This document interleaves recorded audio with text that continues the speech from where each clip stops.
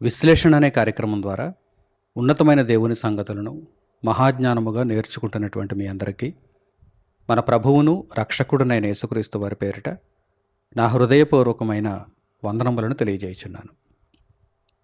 ఈరోజు దేవుని యొక్క పాఠ్యాంశములో చాలా చక్కని అంశమును మనం నేర్చుకోబోతున్నాం.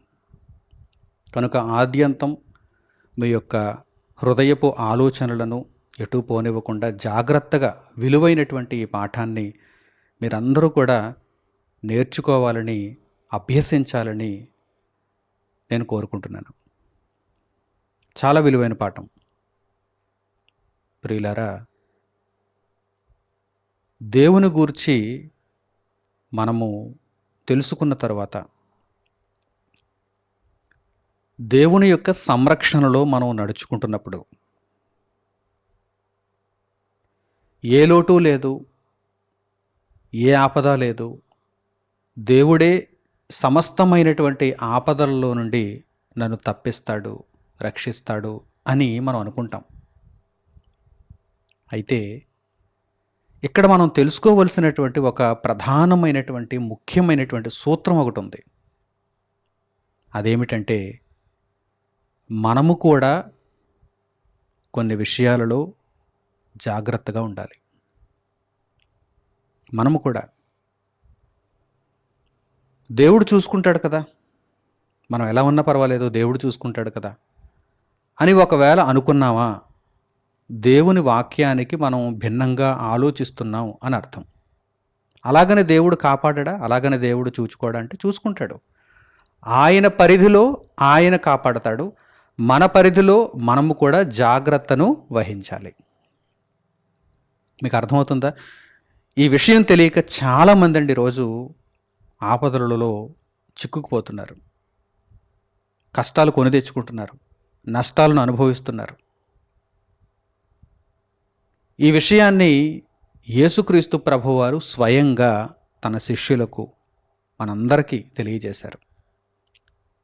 జాగ్రత్త అవసరం, జాగ్రత్త అవసరం. తల్లిదండ్రులు తీసుకోవలసినటువంటి జాగ్రత్తలన్నీ తీసుకుంటారు పిల్లల విషయంలో, కానీ పిల్లలకు కూడా చెబుతారు జాగ్రత్త, జాగ్రత్త, జాగ్రత్త అని. మరీ చిన్నపిల్లలు అనుకోండి, మరీ పసికందులు అనుకోండి, వారికి మాటలు కూడా ఇంకా రాలేదు, అర్థం కావు అనుకోండి, అప్పుడు పూర్తి బాధ్యతను తీసుకుంటారు. చూడండి, చిన్నపిల్లలు అంటే బాగా ఇన్ఫాంట్స్, బాగా చిన్నపిల్లలు, ఇంకా ప్రాకడం కూడా తెలియదు, ఇంకా నడవడం రాదు, ఇంకా మాటలను అర్థం చేసుకునేటువంటి వయసు లేదు, నెలల వయసులో ఉన్నారనుకోండి, అప్పుడు తల్లి వారి దగ్గరే ఉంటుంది. వారిని విడిచిపెట్టి వేరే పనులు చూసుకోవాలి అనుకోదు. ఒక ఊయలులో వేసి నిద్రపోయేటప్పుడే వేరే పని మీద ఉంటుంది, కానీ అప్పుడు కూడా ఒక కన్ను వేసి ఉంచుతుంది, చెవిని ఇటువైపు ఉంచుతుంది. నిద్ర మేలుకున్నాడా, నిద్ర మేలుకుందా పాప, పడిపోతున్నారేమో, లేకపోతే వారికి ఏమైనా అవసరం ఉందేమో, గుక్కపెట్టి ఏడుస్తున్నారేమో, ఇలా ధ్యాసను మరలా ఇటువైపు మళ్లించుకుంటుంది తల్లి, లేదంటే తండ్రి. తల్లిదండ్రులు ఇరువురు కూడా పిల్లలు నెలల వయస్సులో ఉన్నప్పుడు పూర్తి బాధ్యతను తీసుకుంటారు. ఏమండి, మరి వారు ఎదుగుతున్నప్పుడు ఏం చేస్తారు? కొన్ని బాధ్యతలను వారికి కూడా పంచుతారు. జాగ్రత్త తీసుకో, నీవు ఈ విషయంలో జాగ్రత్త తీసుకో, ఇంకెప్పుడు మారతావు అంటుంటారు.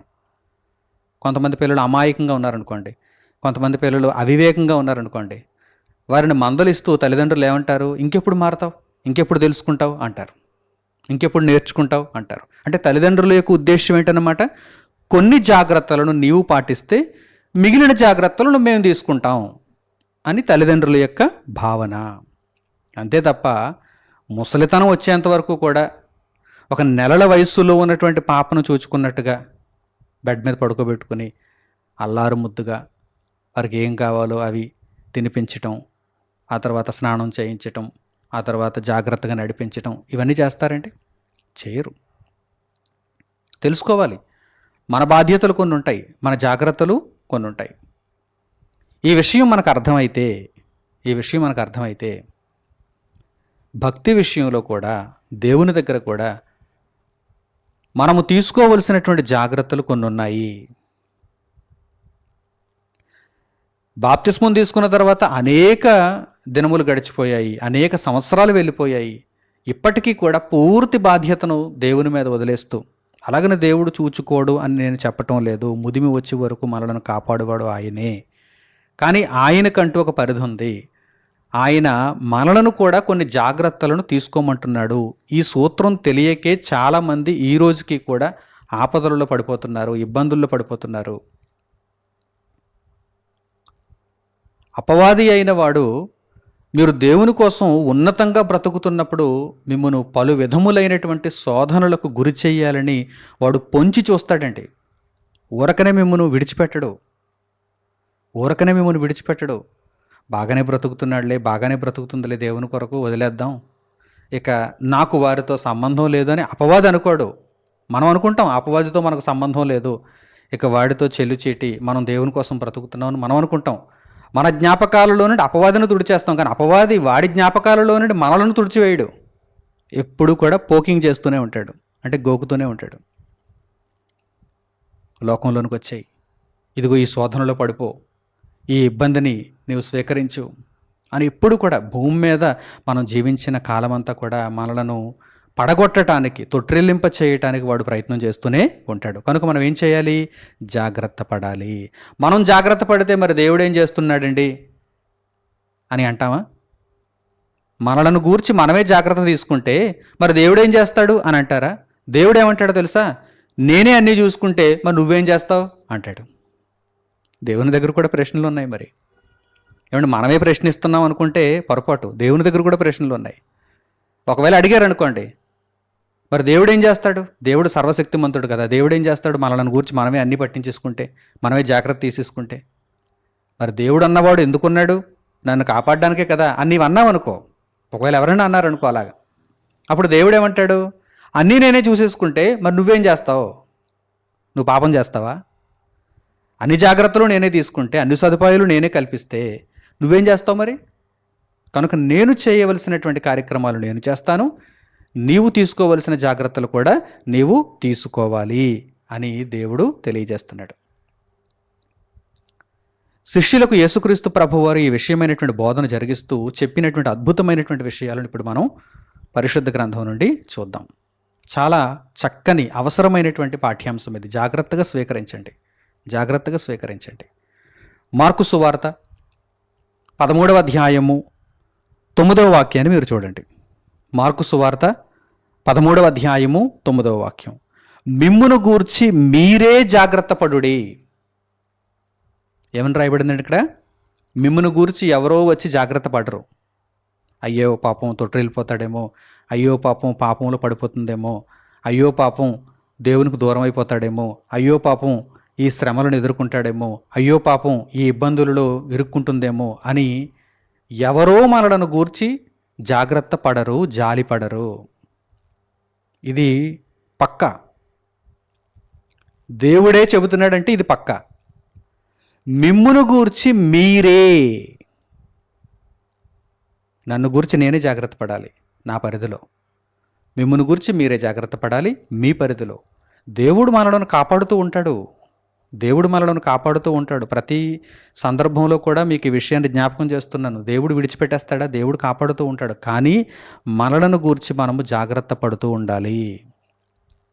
ఎందుకో ఒకానొక ఉదాహరణ అక్కడ చూడండి మీరు. ఎందుకు ప్రధానంగా యేసుక్రీస్తు ప్రభువారు ఈ విషయాన్ని తెలియజేశారంటే, లోకములో ఉన్నటువంటి వివిధమైనటువంటి చిన్న చిన్న సమస్యలను గురించి ఆయన ఇక్కడ ప్రధానంగా మాట్లాడటం లేదు.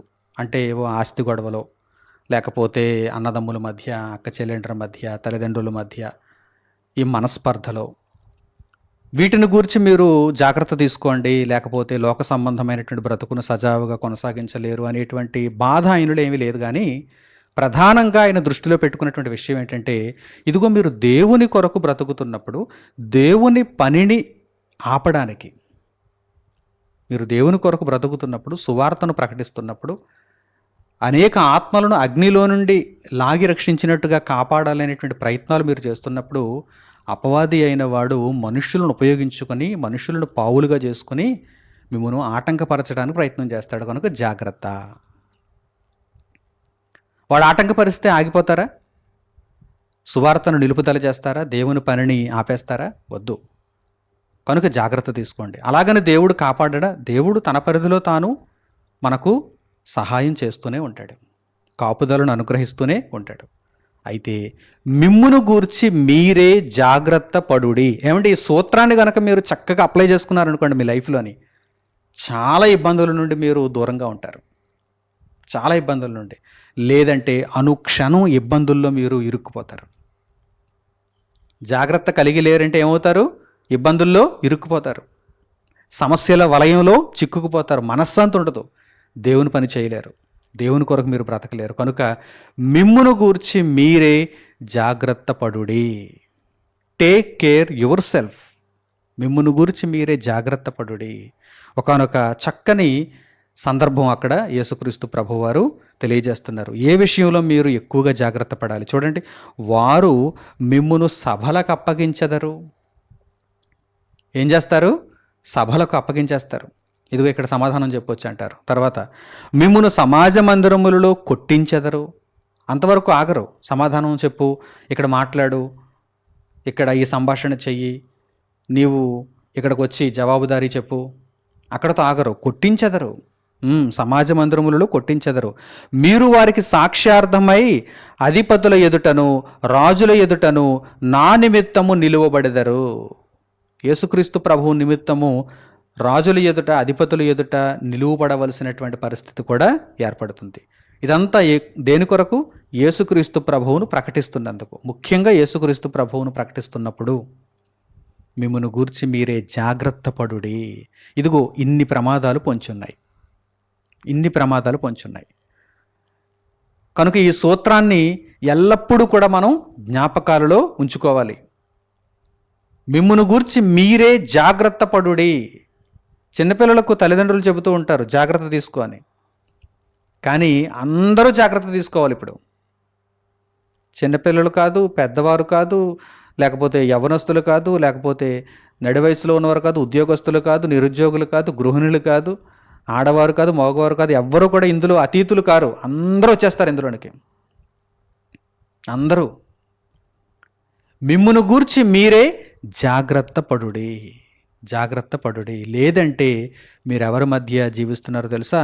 క్రూరమైన తోడేళ్ల మధ్య మీరు జీవిస్తున్నారు. ఏమంటే జాగ్రత్తలు ఎప్పుడు చెబుతాం మనం? ఎప్పుడైనా జాగ్రత్త చెప్పాలంటే ఏ సందర్భంలో జాగ్రత్తలు చెబుతాం?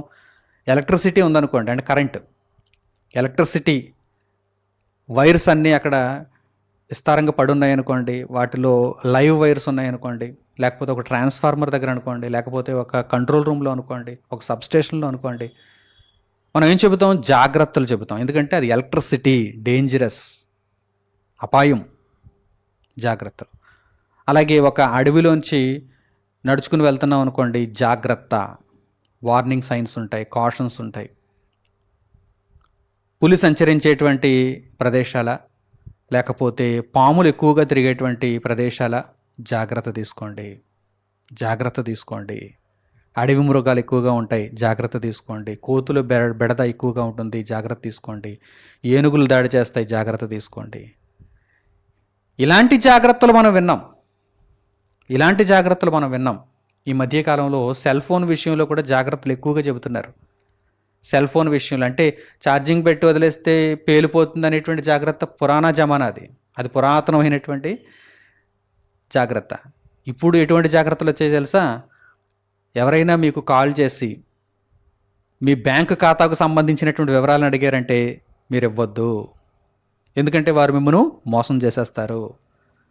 ఓటీపీ చెప్పమని అడుగుతారు, లేకపోతే పిన్ అడుగుతారు, ఏటీఎం కార్డు పిన్ అడుగుతారు, లేదంటే ఇంకా ఏమైనా ఆధార్ కార్డు వివరాలు, పాన్ కార్డు వివరాలు, ఇవన్నీ అడుగుతారు, మోసం చేసేస్తారు. జాగ్రత్త, జాగ్రత్త. 4వ తరగతి చదువుకున్నవాడు పిహెచ్డి చదివినటువంటి వారిని మోసం చేసేస్తున్నాడంటే ఈరోజు ఇలా ఫోన్ కాల్స్ చేసి. ఈ మధ్యకాలంలో ఒక ఎస్పీ దానిని లైవ్లో చూపించాడు. సూపరింటెండెంట్ ఆఫ్ పోలీస్ లైవ్లో చూపించాడు. 4వ తరగతి చదువుకున్నాడు, మోసం చేసేవాడు. మోసగింపబడిన వాడు ఎంత చదువుకున్నాడు? PhD చేశాడు. ఒక ఫోన్ కాల్ చేశాడు, చక్కగా నేను బ్యాంక్ అధికారిని అని చెప్పి నమ్మించాడు అటువైపు వ్యక్తిని, మోసం చేసేసాడు. అకౌంట్లో నుండి డబ్బు మాయం చేసేసాడు. మనకి ఈ జాగ్రత్తలు ఇప్పుడు ఎక్కువగా మనకు వినిపిస్తున్నాయి. సెల్ ఫోన్ చేతిలో ఉంటే సరిపోదు, ప్రమాదం బారిన పడేటువంటి అవకాశాలు ఎక్కువగా సెల్ ఫోన్ ద్వారానే ఈరోజు సంభవిస్తున్నాయి. మిమ్మల్ని గూర్చి మీరే జాగ్రత్త పడుడి, మీరే జాగ్రత్త పడుడి, మీరే జాగ్రత్త పడుడి.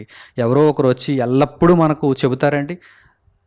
ఒక చిన్న పాప, చిన్న బాలుడు తన తల్లి చేత, తన తండ్రి చేత సంరక్షింపబడుతున్నట్టుగా మనం ఎల్లప్పుడూ ప్రతిక్షణం కూడా సంరక్షింపబడతామండి. దేవుడు మనకు చేయవలసిన మేలును ఆయన చేస్తున్నాడు, అంతకు మించి ఆయన ఇంకేం చేయగలడు? అలాగని మనము ఏమైనా అంగవైకల్యంతో ఒక మూలన పడిపోయి ఉన్నామా? ప్రతి విషయంలో కూడా ఆయనే మనలను చూసుకోవడానికి కాస్త తెలివి పెట్టాడు మనకి, కాస్త ఆలోచన, వివేచన, జ్ఞానాన్ని ఇచ్చాడు మనకి. కనుక జాగ్రత్త పడాలి, మనలను గూర్చి మనమే జాగ్రత్త పడాలి. ముఖ్యంగా సువార్త పనికి ఆటంకాన్ని కలిగించేటువంటి ఈ యొక్క దుష్టుల విషయంలో మనము జాగ్రత్త తీసుకోవాలి. మిమ్మును గూర్చి మీరే జాగ్రత్త పడుడి. ఏ విషయంలో మోసపోయినా మరలా మనం కోలుకునేటువంటి అవకాశం ఉంది, తేరుకునేటువంటి అవకాశం ఉంది. ఆత్మ విషయంలో మోసపోయామనుకోండి, ఇక మనం కోలుకోలేము, తేరుకోలేము, నిత్యాగ్నికి వెళ్ళడమే.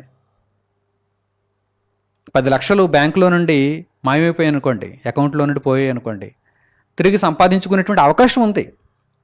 కానీ నిత్యత్వాన్ని కోల్పోతే, ఒక వ్యక్తి మాయ మాటల చేత మోసగింపబడి జాగ్రత్త తీసుకోక తప్పుడు బోధలో కూరుకుపోతే ఇక వారు రక్షింపబడేటువంటి అవకాశం కనిపించదు.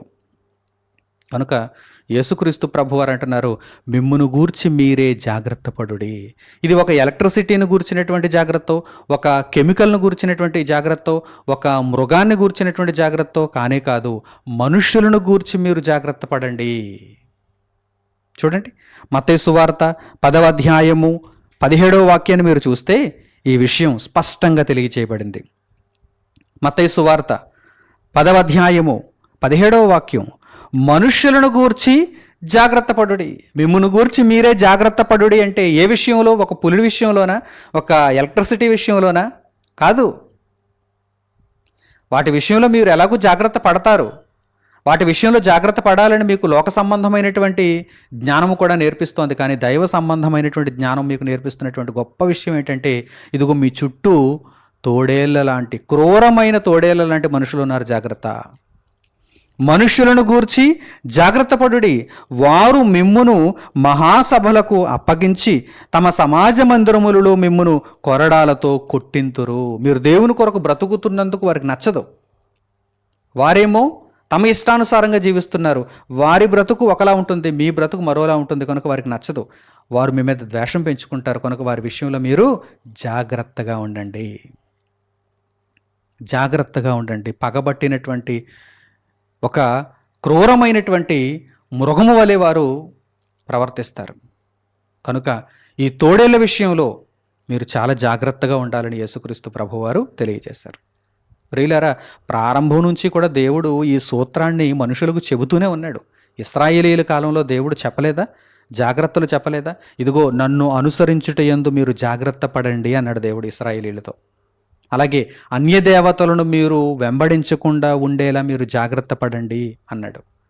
మీ మనస్సులను కాచుకోండి అన్నాడు. ఆ జాగ్రత్తను వారు తీసుకోకే వారు దేవుని నుండి దూరం అయిపోయారు. ఇశ్రాయేలీయులు దేవునికి దూరం అయిపోవడానికి కారణం ఏంటి? జాగ్రత్త తీసుకోలేదు. దేవుడు కాపాడతాడు, కానీ బలవంతంగా మనము నరకానికి వెళ్ళిపోతుంటే లాక్కుని ఈడ్చుకొని తీసుకొని రాలేడు కదా. మనకంటూ కొంత మనసునిచ్చాడు, మనకంటూ కొంత ఆలోచించుకునేటువంటి స్వభావాన్ని ఇచ్చాడు. కనుక మనం జాగ్రత్త తీసుకోవాలి. ఎంత విలువైనదో చూడండి ఈ పాఠం. ఎవరైనా చెబుతారండి? సాధారణంగా ఈ విషయాన్ని సంఘాలలో బోధకులైన వారు చెబుతారండి. అలా చెబితే చాలామంది ఈరోజు బాగుపడుతారు. చెప్పటం లేదు, ఈ విషయాలను చెప్పటం లేదు. చాలా ముఖ్యమైనటువంటి విషయాలు ఇవి. మిమ్మును గూర్చి మీరే జాగ్రత్త పడుడి. ఎవరి విషయంలో మీరు ఎక్కువగా జాగ్రత్త పడాలి అనగానే మనుషులను గూర్చే. మనుషులను గూర్చి జాగ్రత్త పడుడి. వారు మిమ్మల్ని మహాసభలకు అప్పగించేస్తారు. కొరడాలతో కొట్టించేస్తారు, శిక్షను మీకు విధిస్తారు. కనుక చాలా జాగ్రత్తగా ఉండాలి మీరు. పాముల వలె వివేకులు, పావురము వలె నిష్కపటులునయ్యుండుడి అని పై మాటల్లో యేసుక్రీస్తు ప్రభువారు తన శిష్యులకు చెప్పినట్టుగా మనకు కనిపిస్తుంది.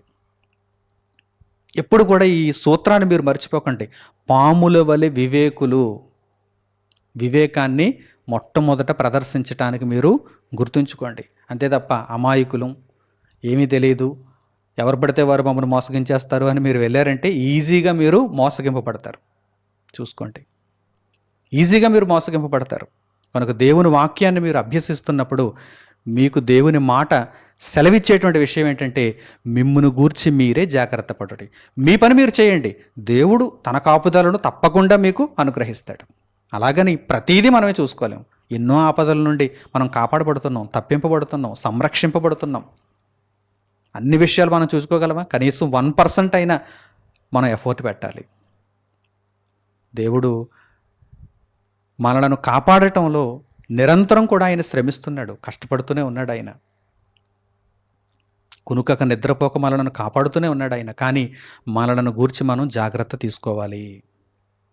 ముఖ్యంగా రక్షణ విషయంలో, ఆత్మను నిత్యత్వానికి నడిపించుకునే విషయంలో మనం చాలా జాగ్రత్తగా ఉండాలి. ఇశ్రాయేలీయుల కాలంలోనే దేవుడు ఈ జాగ్రత్తను చెప్పాడు అనటానికి ఒకానొక ఉదాహరణను మీకు చూపిస్తాను. జాగ్రత్తగా మీరు చూడండి. ఇర్మియా గ్రంథము 2వ అధ్యాయము 25వ వాక్యాన్ని మీరు చూడండి. ఇర్మియా గ్రంథము 2వ అధ్యాయము 25వ వాక్యం. జాగ్రత్త పడి నీ పాదములకు చెప్పులు తొడుగుకొనుము. అంటే ఇది ఒక రూపకాలంకారంలో చెప్పబడిన మాట.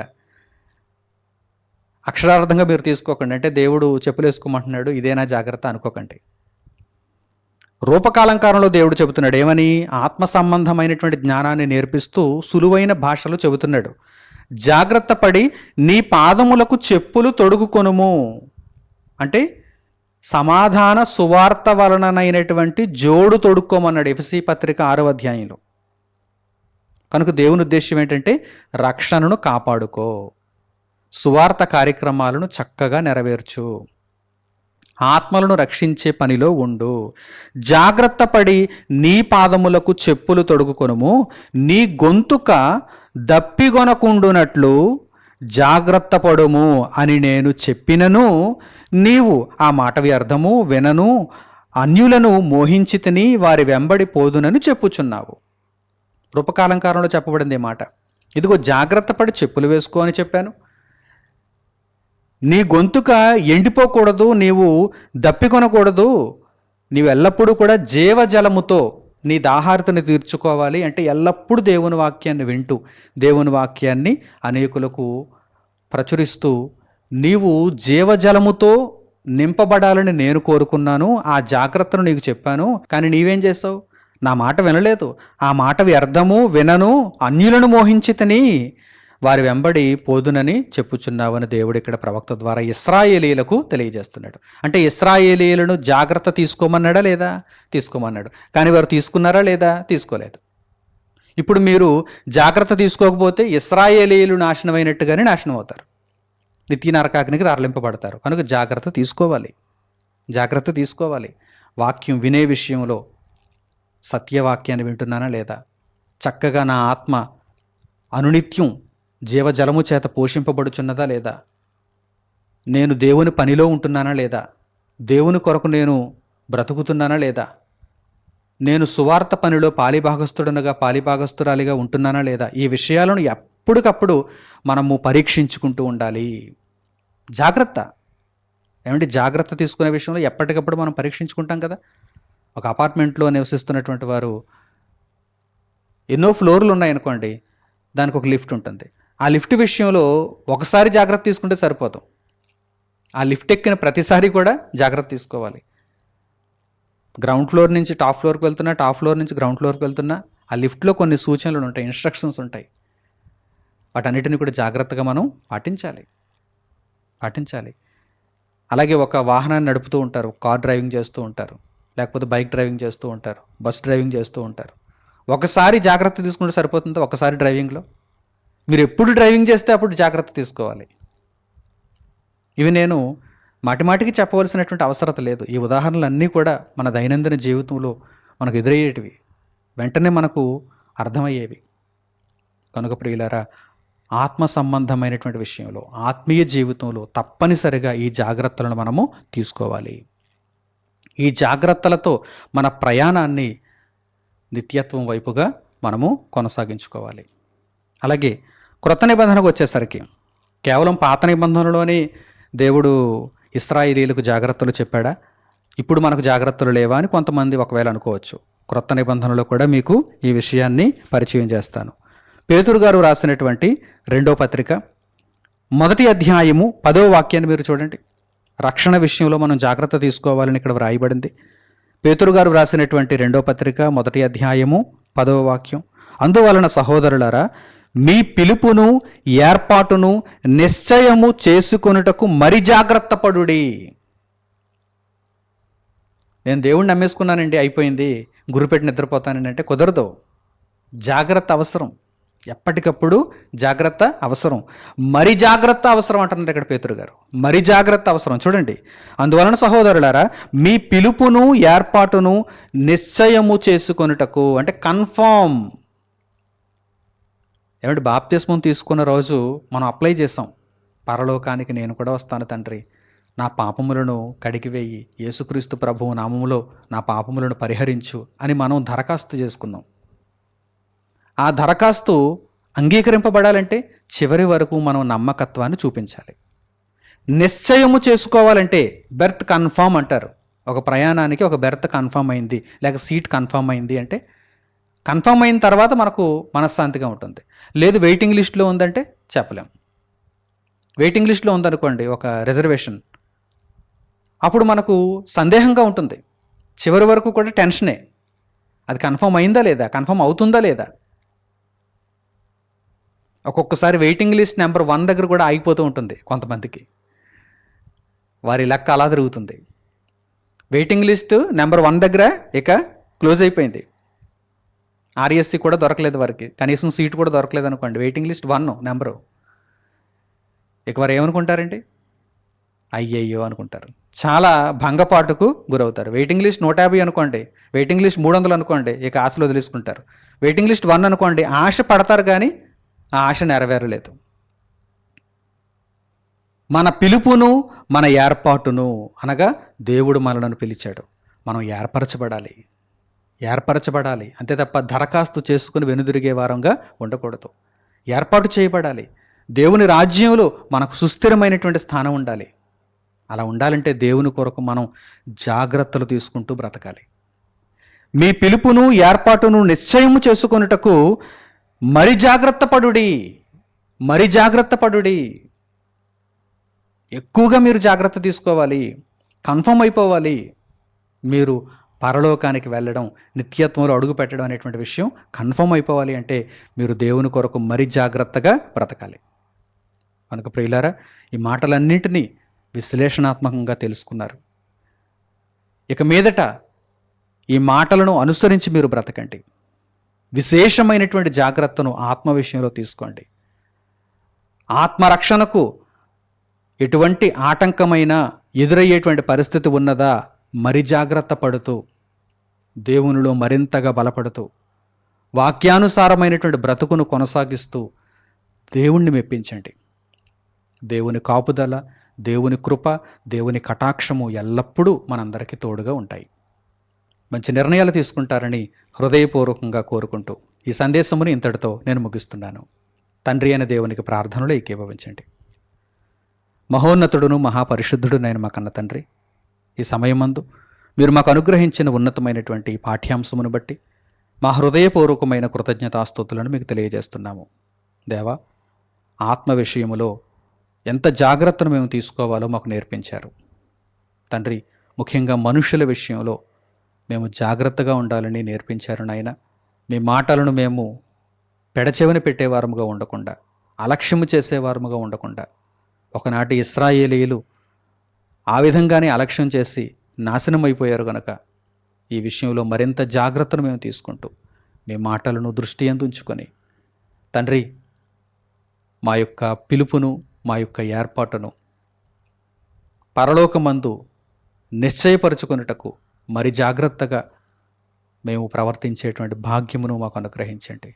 విశ్వాసమును, నిరీక్షణను, ప్రేమను మేము ఎల్లప్పుడూ కాపాడుకొనుటయందు జాగ్రత్తను దయచేయండి నాయన. అటువంటి మెలకువ కలిగిన మనస్సుతో మమ్మల్ని నింపుమని హృదయపూర్వకంగా మిమ్మల్ని వేడుకుంటూ మా ప్రార్థనా మనవులను మా ప్రభువును మా రక్షకుడునైన యేసుక్రీస్తు వారి పేరిట మిమ్మల్ని వేడుకొనుచున్నాము తండ్రి. ఆమేన్. అందరికీ వందనములు. సెలవు.